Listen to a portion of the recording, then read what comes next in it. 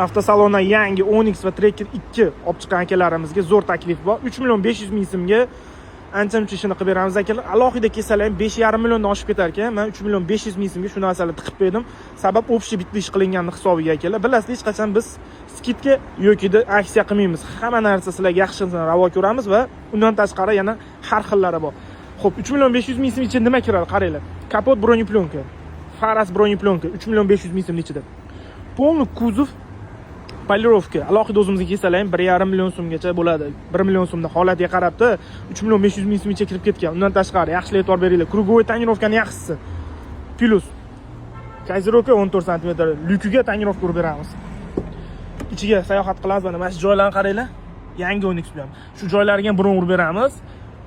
Bu ham 3.500.000 so'm ichida. Monitoriga broneplyonka urib beramiz. Xolaslar tonirovka. Bu ham 3.500.000 so'm ichida. Undan tashqari kelib, xo'p,